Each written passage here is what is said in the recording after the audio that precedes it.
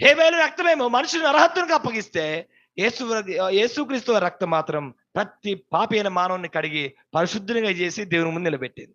ఎంత వ్యత్యాసం ఉందో గమనించండి. అందుకొరకు నేడు హేబేలు కంటే మరి శ్రేష్టమైన రక్త ప్రోక్షణ కిందకు మనము, హేబేలు యేసుక్రీస్తు వారికి మాదిరిగా ఉన్నాడు. హేబేలులో మనం యేసు ప్రభువుని చూడవచ్చు. అందుకొరకే ఎక్కడ హేబేలు ఆదికాండం 4వ అధ్యాయం చెప్పబడింది, ఎక్కడ హెబ్రీ 11వ అధ్యాయం ఆయన గురించి రాయబడింది. హేబేలు యేసుక్రీస్తు వారికి ముంగుర్తుగా ఉన్నాడు. హేబేలు జీవితం యేసుక్రీస్తు వారి జీవితంలో కొన్ని సిమిలారిటీస్ మనం చూస్తాం, కొన్ని పోలికలు మనం చూస్తాం.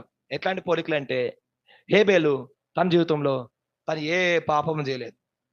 యేసు ప్రభువు కూడా తన జీవితంలో తను ఏ పాపము చేయలేదు. హేబేలు తన సహోదరుని ద్వారా ద్వేషించబడ్డాడు. కయ్యని ద్వారా ద్వేషించబడ్డాడు. యేసు ప్రభువు కూడా తన సహోదరుల ద్వారా ఏం చేయబడ్డాడు?